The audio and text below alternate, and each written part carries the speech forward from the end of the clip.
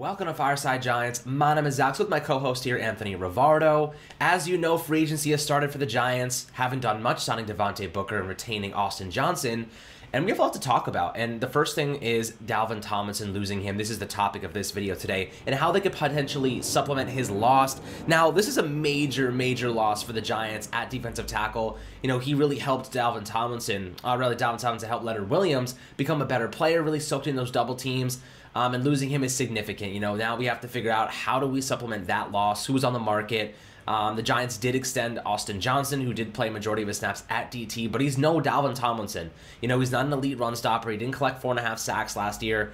This is a player who really is a career backup. He had some starting reps in the past with Tennessee. And he did show some signs of life with the Giants last year, but I don't think he is the perfect supplement for Dalvin Tomlinson. I think the Giants might wait a little bit longer until the defensive tackle market thins out and find a stopgap kind of veteran that can plug and play for the 2021 season. Before we dive into a couple players and what the loss of Dalvin Tomlinson means, Anthony, my friend, how are you doing today? I'm doing good. You know, I'm disappointed to see Dalvin go. I'm happy for him, though. He got a pretty nice amount of money, $11 million per year. Good for him. He totally deserves it. I even think that he could have gotten more if it wasn't a down year in terms of the salary cap. I think, you know, say he hit the open market last offseason or next offseason, I think he could have even gotten more monies. But regardless, happy for him. Sad to see him go. But free agency, the frenzy is finally here. It's been a lot of fun so far, a lot of really interesting signings. The New England Patriots are going all in free agency, which is, you know, kind of a different approach for them. They usually kind of sit back and wait for that second wave. They're really going all in this time, which is kind of exciting to see for New England fans, you know. And this whole free agency process has been very interesting. The Giants are still hovering only like $3 million over the cap, or maybe they've got a little more cap space because we don't know the details yet of the Nate Solder restructure, but we're assuming that the Giants are still very tight on salary cap space, which they are. So they're definitely going to try and make a run at some players very shortly. I would assume they made a run at Leonard Floyd. They struck out there, but they're still tight on cap space. They're going to have to make some moves before Wednesday, before tomorrow. So that should be interesting to see what happens there. But it's going to be a really interesting free agency period for the Giants. They've already made a couple low-key signings, but I'm curious to see if they start to get their name into the big arena and start going after some of these top-tier free agents sometime soon. Yep, it's all about money for the Giants, right? It's all about what kind of money they can muster up and utilize this free agency period. But what I will say is the Los Angeles Rams are negative $37 million right now. Negative $37 million and just paid Leonard Floyd $16 million per season, guys. The Giants have money. They're positive right now. They're not negative $37 million. They have a quarterback on the rookie deal. They have Saquon still on the rookie deal. They have money. They just have to open it up. You know, Nate Solder's deal, we don't know the details of that just yet. We don't know how much they reduced his cap number. I imagine it'll be $6 to $7 million. That's a good chunk of change. Look at Shaq Barrett. For 2021, his cap hit is only $5.6 million. The Giants can do something similar with Leonard Williams and push majority of 2022. You know, it's possible that they do this. But the Giants got worse, right? They got worse yesterday, not better. That's my primary concern. The Giants cannot afford to get worse right now when this team only won 6 games last year. We need to see some growth from Daniel Jones. Of course, they have the draft.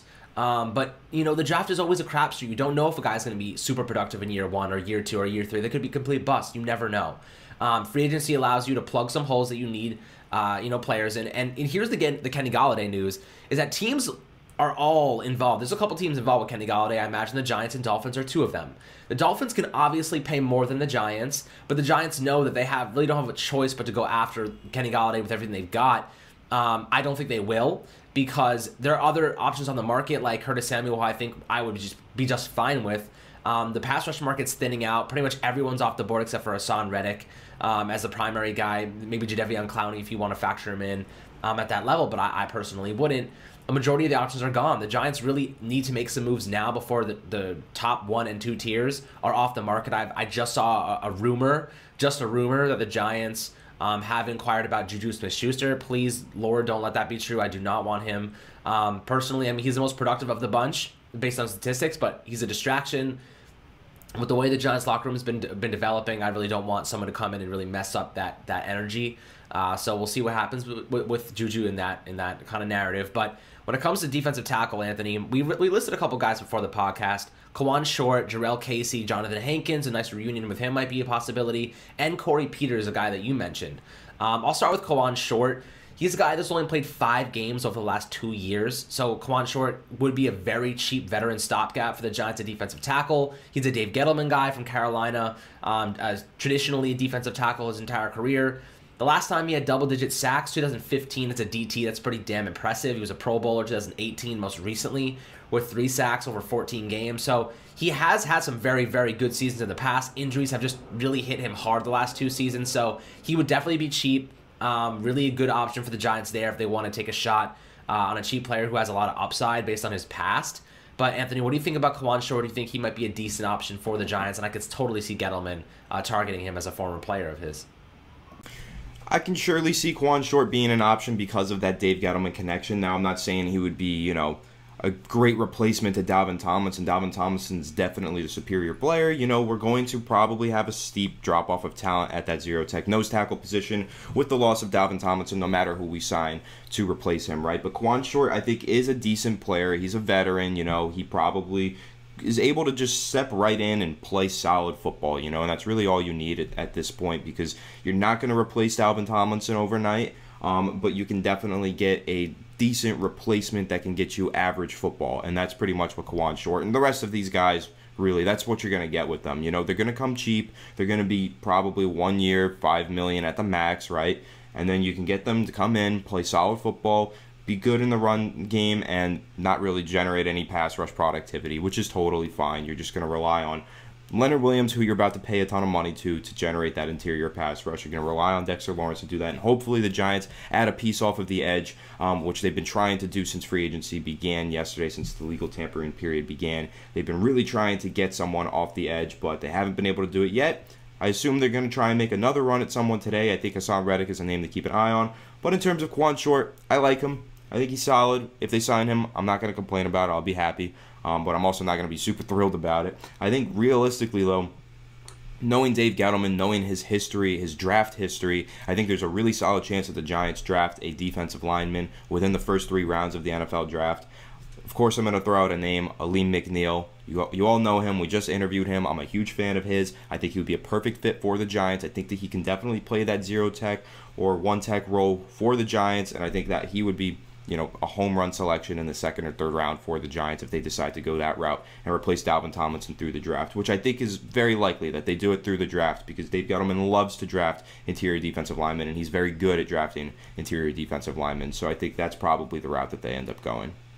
Yeah, I mean, traditionally, that's what the Giants have done the last couple of years, letting Jonathan Hankins, Linval Joseph go. They just look to the draft and replace them. Defensive tackles traditionally are pretty replaceable players, especially when you don't have the money to spend to actually keep them.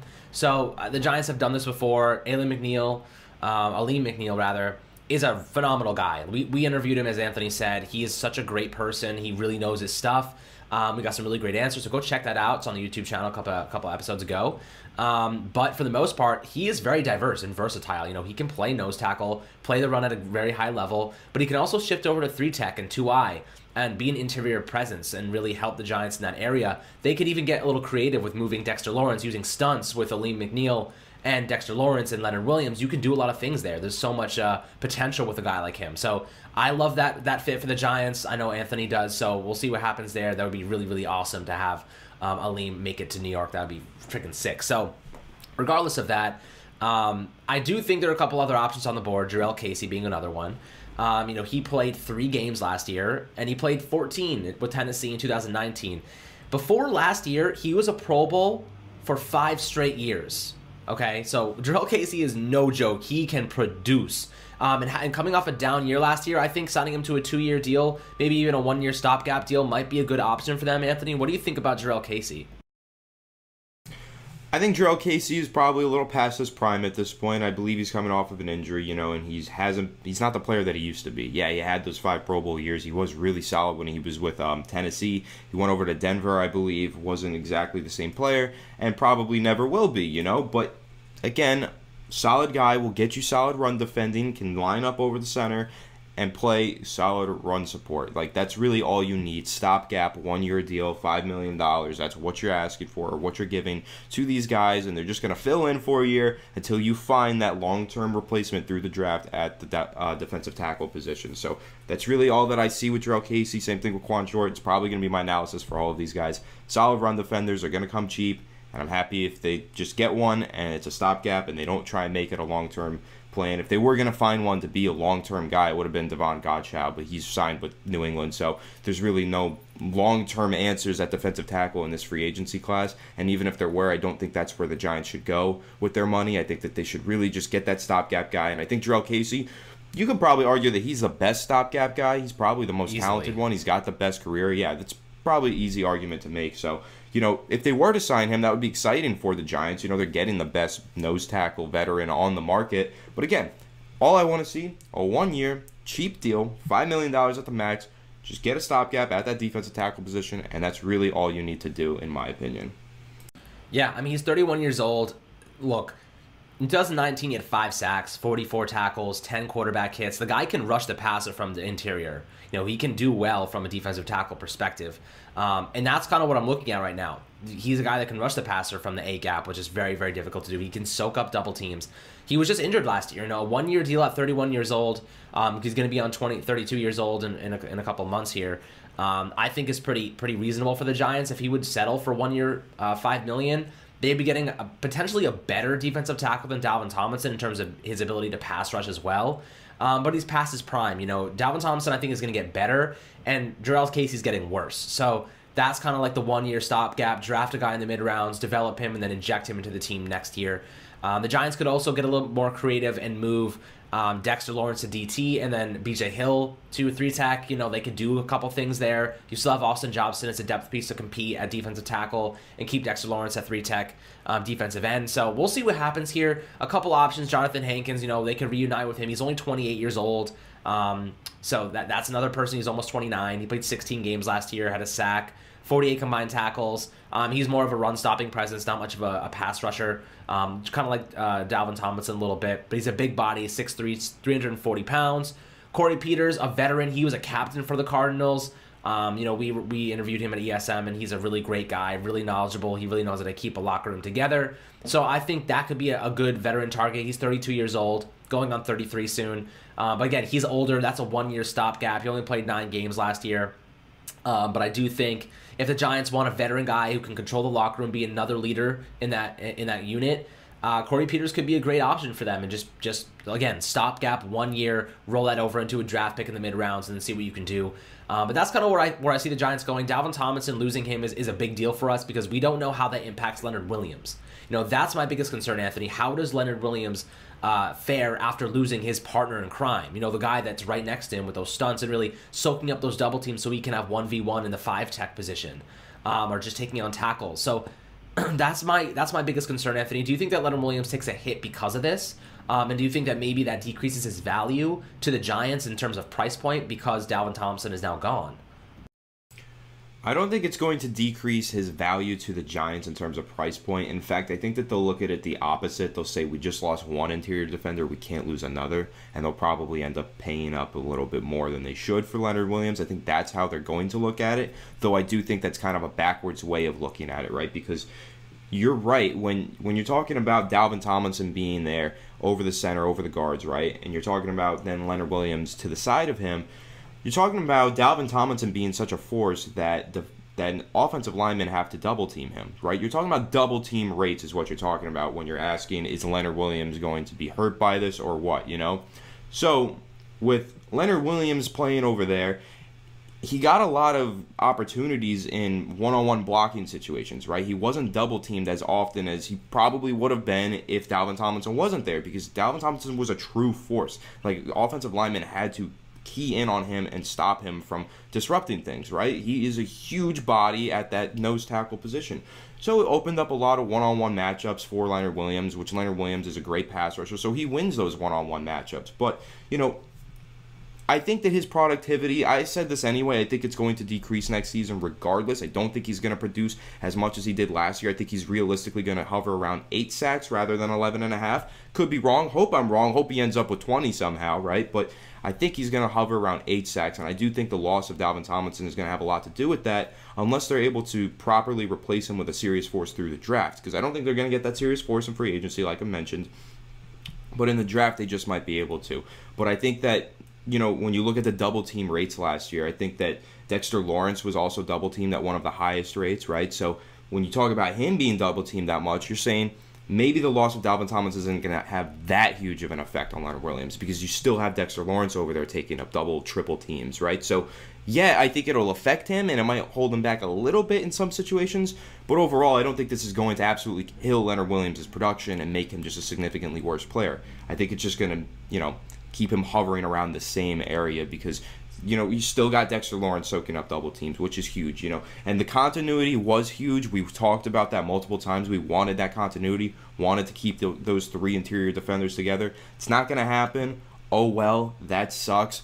But it is what it is, you know, and of course that trickle-down effect that I also love to talk about, that definitely applies there. When you've got multiple good guys in the same position or in the same positional grouping interior defensive line, then it makes everybody around them play better, right? They all play better. They play off of each other. So, yeah, those two things are going to take a little bit of a hit with the loss of Dalvin Tomlinson, but I'm also not going to be ignorant and not refuse to mention the fact that defensive tackle is one of the more replaceable positions in football. It is definitely feasible to find a new defensive tackle and replace the one that you had. Like, that is true. You know, there's a lot of truth to that, especially through the draft. You can definitely find middle round guys to come in and replace whatever defensive tackle you lost. So I'm going to remain optimistic on this and hopeful that the Giants will find a replacement in the draft. I don't think it's going to be that difficult for them. I think they will find one. Sucks to see Dalvin Tomlinson go. Happy he got paid, but I don't think this is going to have such severe impact on the team like many people probably do think. I think it's kind of a problem that they can easily eradicate through the draft. Yeah, well, we'll see. You know, we'll see in terms of run-stopping production and efficiency, because that's really the big concern for me, aside from Leonard Williams' impact, you know, just losing his partner in crime. But I don't think that'll have the most influential impact. I think really the one thing I'm worried about is run stopping and that interior pass rush and soaking up double teams. The double team rate is the hit in production that allows guys like Dalvin Tomlinson and Dexter Lawrence to get after the quarterback and your outside linebackers to get 1v1 matchups. And Dalvin Tomlinson ranked near the top next to Dexter Lawrence of the league when it came to soaking up double teams. So that's somebody now you have to replace. That is not easy to do. But again, Dave Gettleman, you know, he does know how to find interior defenders. But at the same time, you can't put all your chips into the defensive line. You can't put all of them, especially when they're all interior defenders, not pass rushers, pure pass rushers. It's a difference. So we'll see what happens here, guys, with Dalvin Tomlinson and his supplementation. But guys, as always, thank you so much for tuning into Fireside Giants. We'll have a video up a little bit later on the free agency rumors and news and stuff coming out. Hopefully the Giants will make a little move, and we'll be on it, of course, instantaneously. But as always, thank you so much for tuning in, and we'll catch you guys on the next video.